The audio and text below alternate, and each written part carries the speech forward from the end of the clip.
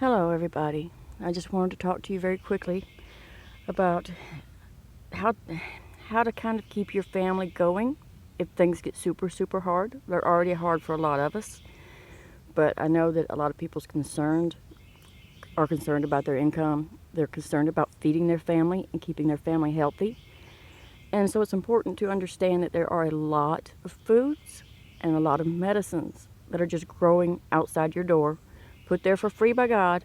You don't have to ask anybody. Once you've researched them, you can just pull them up when you need them. So a lot of people think that a lot of the plants they see are poison, it's going to hurt them, it's going to kill them. There are a lot. Let's say there's a ton of these plants that are edible in one way or another. Please research your area and your plants. Be very careful. Make sure you have identified the plant before putting it in your mouth or even touching it. You don't want to grab poison ivy. But this is Midwest Georgia, and in the springtime, there are so many wild foods available that it's almost hard to count them. So I'm going to start with this one because there's a common misconception about this one right here. People think that this is a wild strawberry. It's not. It's related, but it's not a wild strawberry. It's what some people call snakeberry. It grows low to the ground. It doesn't grow above the leaves. It grows below the leaves. And when this berry comes out, the seeds are going to stand away from the body, not lay flat against it. This is edible. It doesn't have much taste. It kind of tastes like water, but it's got a lot of vitamins and nutrients in it. And these just grow in lawns. You don't have to have a wood line to be able to gather wild foods. You can just go to a junk lot. Look, there's trash right here. This is why I chose this spot, to show you it can be a junk lot, and the weeds, what they call weeds, will still grow. This one right here is going to be very important for a lot of people. They'll want to identify this. It's called, around here, Carolina Geranium.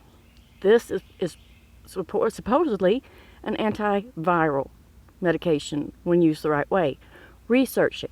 Find out, do you have this plant? Do you need this plant? Do you want this plant? A lot of people call it a weed. They pull it up. They're done with it. But guess what? It's food, it's medicine, it's both, and it's free. Okay? Don't underestimate what's right outside your door. This is one that most people can recognize. Just about everybody has blown the tops off of their dandelions. The whole plant is edible, raw or cooked. The roots can be chopped up for coffee, or if they're tender in the fall, you can just chew on them. The leaves can be put in your salad to make your salad go further, or if you need to, just use them entirely as your salad. And then when you have flowers, you can just pick the flower heads off. If you leave the green on, it might be a little bitter, but it's perfectly safe, the whole plant. Now, there are a lot of wild lettuces that resemble this, and most of them are edible. Here's one, for example, which is just a wild lettuce. And there's different varieties, so like I said, please research your area so that you know what you're grabbing. This is also a wild lettuce. This one with the little flowers is related. It's a wild lettuce.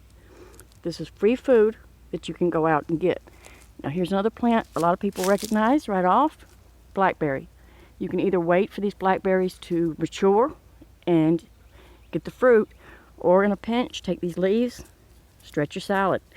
But just the ones that have no little spines, that are very tender, or you can chop them up and either ferment them for stronger tea or just use them raw and steep them for tea. Now be careful with this because some pine trees like the ponderosa are no good for this. They can be poisonous.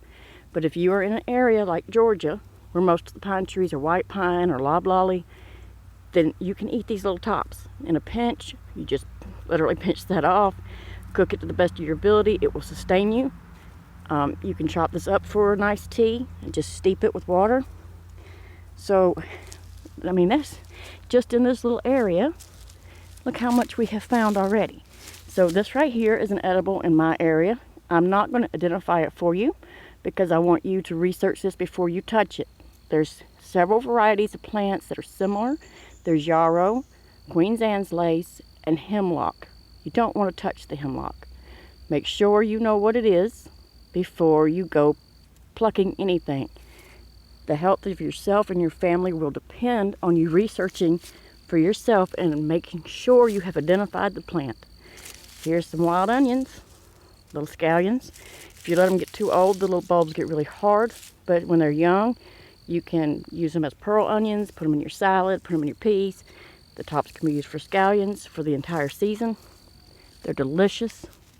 Now we're going to go up here into the garbage because, like I said, some people are not, they're going to be in the city. They're not going to have a wood line. They just may have an abandoned lot. Look for this. This is poke salad, pokeweed. This plant is very edible if you cook it correctly. You have to do your research. But you see how some of these are getting red near the stem. You don't want that one. If it's got red near the stem, just skip it. Come up here to these. Right here, they're tender, they're fresh, they're new. You can cut this whole top off. You make it like cooked greens, change your water 3 times because some people can be sensitive and have diarrhea if you don't change your water. So change your water, don't make anybody sick. So we're going to move deeper into the woods. Out, there's a thorn, which is fine. We have a lot of honeysuckle that's going to come up.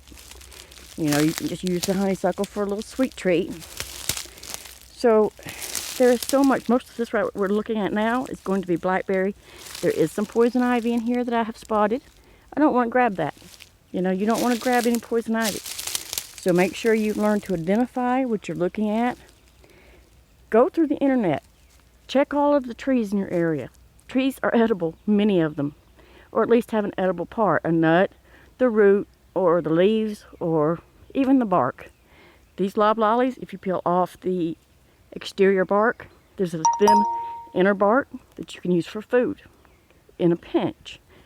So since we're pinching, these are really important things to know. So please do research your area, learn your plants, and there will be free food when you need it. So thank you so much for listening, and I hope you are all safe and healthy. Thank you.